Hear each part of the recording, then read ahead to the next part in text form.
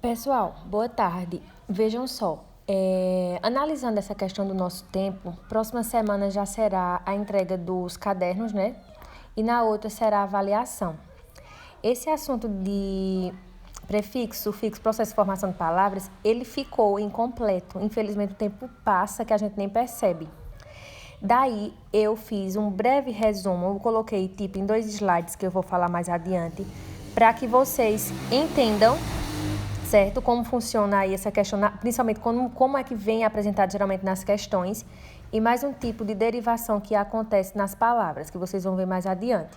Daí eu resumi o que está na página 339 e 340. Lembrando que esse complemento também servirá para que vocês respondam as questões da nossa avaliação, tá? Porque eu passei essa parte de prefixo, sufixo, mas ficou incompleto, tá? Veja, toda palavra, né, quando ela transforma-se em outra, a gente chama isso de processo de derivação. Então, o processo em que a palavra primitiva, que é aquela palavra que está lá no radical, aquela palavra raiz, sofre o acréscimo de afixos, que são 6 tipos de derivação que existem. Vejam só, nós temos a derivação prefixal, ou por prefixação, que é quando acrescenta-se um prefixo à palavra primitiva. Exemplo, inútil, vem da palavra útil, então acrescentou-se o prefixo in. Então, nós dizemos aí que essa palavra inútil, ela foi formada por um processo de derivação prefixal, pois ela recebeu um prefixo, tá? Sufixal ou por sufixação é quando a palavra ela recebe um sufixo, ou seja, um acréscimo do sufixo à palavra primitiva. Claramente, a palavra clara recebeu o sufixo mente. Então, a palavra claramente foi formada através do processo de derivação por sufixação, certo? Ou derivação sufixal. Parasintética ou parassíntese, que geralmente é mais falado como parasintética, ocorre quando nós temos o acréscimo simultâneo de prefixo e sufixo à palavra primitiva. Enlatado.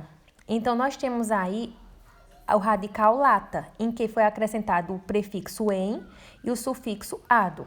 Esse processo é responsável pela formação de verbos de base substantiva ou adjetiva. Adormecer, que vem de dorme, acrescentou-se o prefixo a, e o ec como sufixo. Empobrecer, acrescentou-se o prefixo e e o sufixo c. Encaçapar, né? Vem de caça, colocou o prefixo em e o sufixo pá.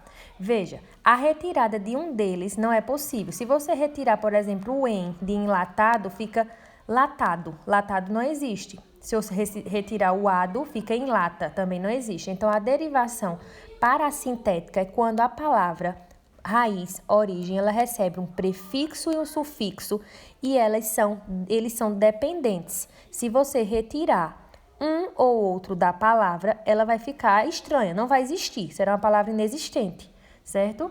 Então, não existe empobre, né? Nem empobrecer. Ele necessita um do outro. Então, tanto o prefixo como o sufixo são necessários na palavra, tá? Então, a essas palavras nós dizemos que ela houve um processo de derivação parasintética.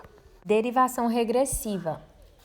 A redução da palavra primitiva, nesse processo, forma substantivos abstratos por derivação regressiva de formas verbais. Exemplo, ajuda, né, que vem de ajudar. Luta, que vem de lutar. Atraso, que vem de atrasar. Então, é quando você transforma esse verbo em um substantivo, geralmente abstrato, tá certo? No caso do verbo ajudar, vem para ajuda. O verbo lutar vem para luta, que são substantivos abstratos, que são aqueles que indicam ação, emoções, que a gente não pode defini-lo, né, como algo físico.